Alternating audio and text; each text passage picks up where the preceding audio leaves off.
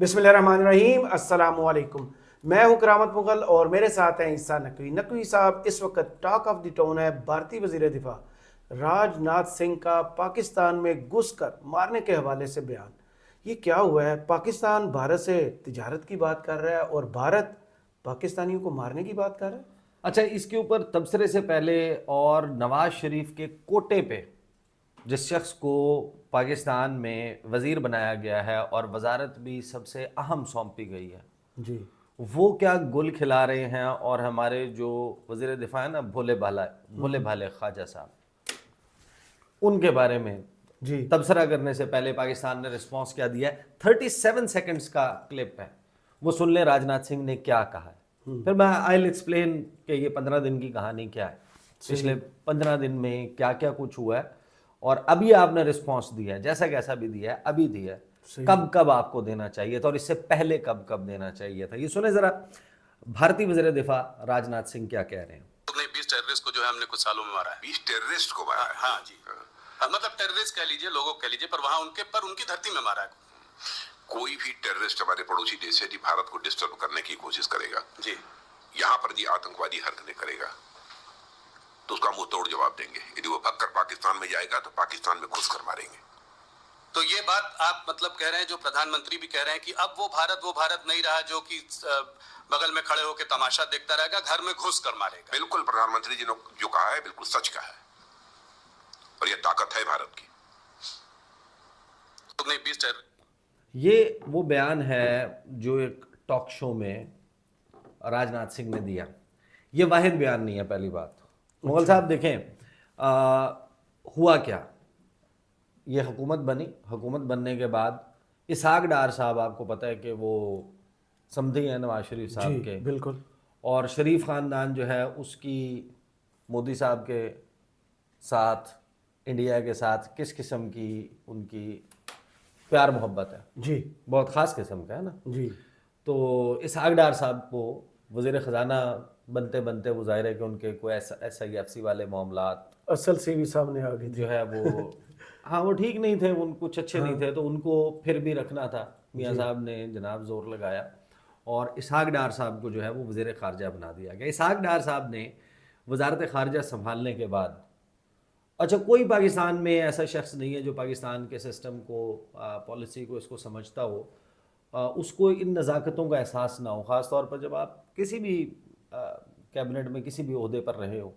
तो इसहाक डार साहब ने ज़ाहिर है कि सर्व तो किया है ना मुख्तलिफ पोजीशंस के ऊपर, एब्सोल्युटली। तो उनको अंदाज़ा होना चाहिए था कि आप जब इंडिया के हवाले से बयान देते हैं, कोई बात करते हैं, कोई इनिशिएटिव लेते हैं, कोई पॉलिसी स्टेटमेंट देते हैं, उसके क्या रेपरकशंस हो सकते हैं। सही, हमने इसके हवाले से वीडियो भी की थी कि इसहाक डार साहब ने 3rd वेन्यू के ऊपर जाके लंदन में बैठकर इंडिया के हवाले से यकतरफा तौर पे यूनिलैटरली इस बात को बुनियाद बना के कि हमारी को कारोबारी शख्सियात हैं जो ये चाहती हैं कि इंडिया के साथ तजारत खुले, यूनिलैटरली इन्होंने तजारत ओपन होने का बयान दिया। हमने उस वक्त, मैंने जो वीडियो की थी, मैंने आपको कहा था कि अब आप देखना कि वो 1-2 नहीं, वो आपके ऊपर बहुत ज़्यादा अटैक्स करेंगे, सही, और उसमें अपनी डोमिनेंस साबित करने की कोशिश करेंगे, और आपने ये मौका उन्हें खुद फराहम किया। इल टाइम्ड स्टेटमेंट।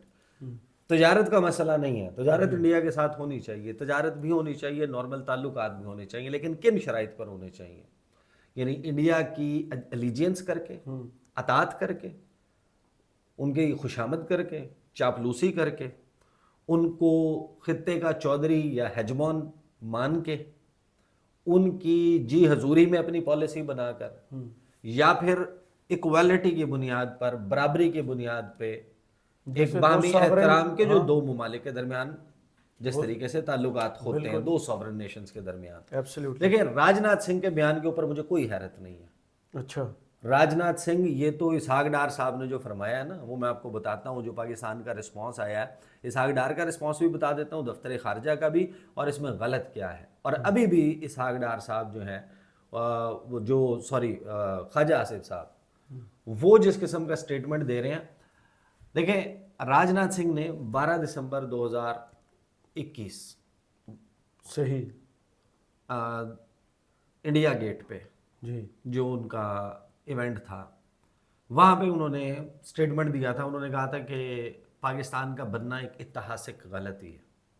یعنی کہ ہسٹورک تاریخی- مسٹیک جی بالکل تاریخی غلطی. جس کو انڈو کریں گے، تاریخی غلطی ہے.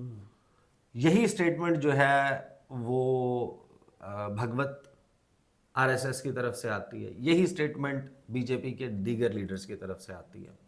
آپ کی اسٹیٹ اس وقت رسپانس دیتی ہے.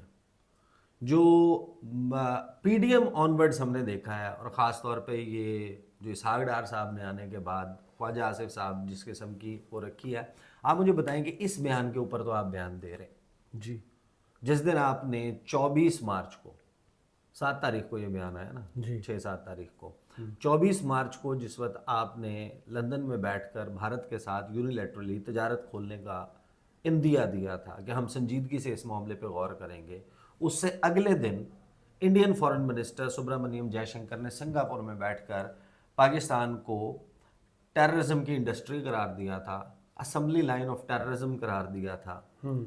آپ نے کسی ایک سطح کے اوپر حکومت سے سنا کہ انہوں نے اس کا ریسپانس دیا؟ بالکل بھی نہیں دیا نا.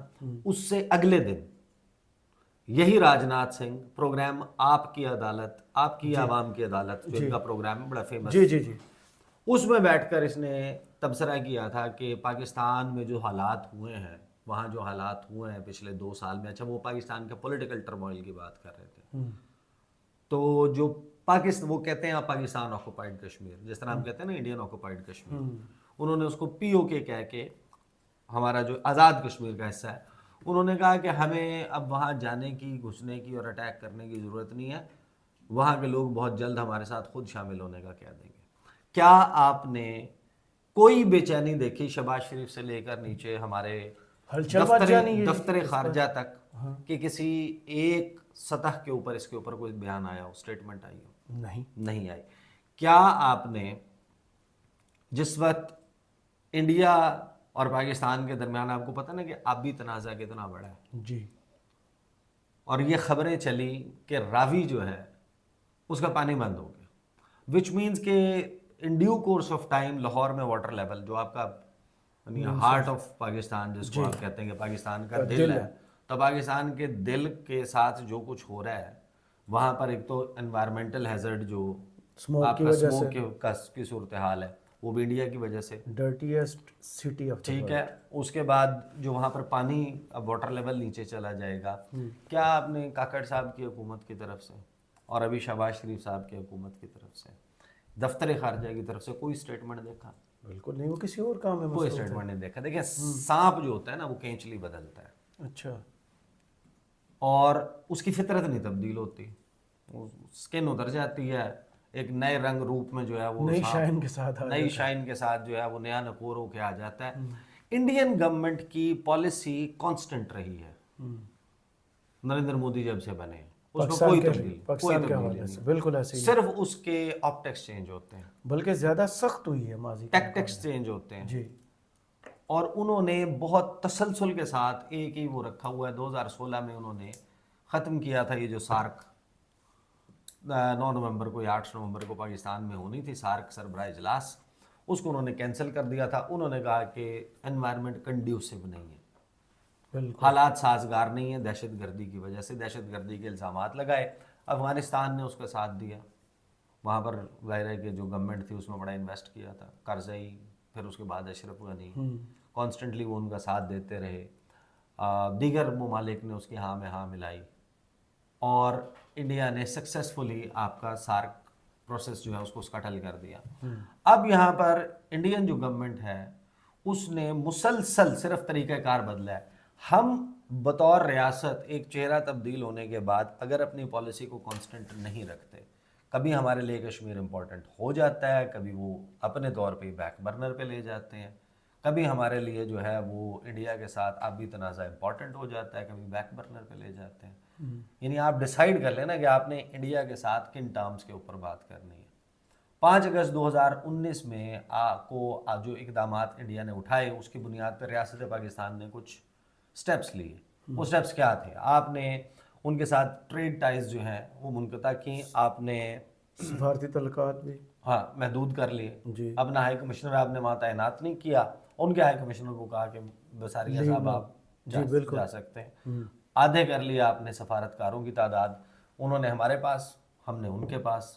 اور آپ نے کچھ شرائط رکھی تھی ریاست نے کہ اس بنیاد کے اوپر اب آگے بڑھیں گے، تو آپ ان کو یونیلیٹرلی کیسے جو ہے یک طرفہ طور پہ، جب وہاں سے ریسیپروسٹی نہیں ہو رہی ہے، ادھر سے کوئی جیسچر نہیں ہے، تو آپ کس طریقے سے کر رہے ہیں؟ پہلا سوال تو یہ. دوسری بات یہ کہ جو یہ گفتگو کی ہے نا اس کے اوپر ہمارے وزیر دفاع صاحب نے، جی کیونکہ ان کے کاؤنٹر پارٹ ہے نا، انہوں نے جواب دیا. سنیں، ہم نے بھارتیوں کا پائلٹ خیرات میں واپس کیا تھا، راج ناتھ نے الیکشن کی وجہ سے بڑھ کے ماری. وہ بندے مارنے کی بات کر رہے ہیں. نہیں، آپ میری بات سنیں نا.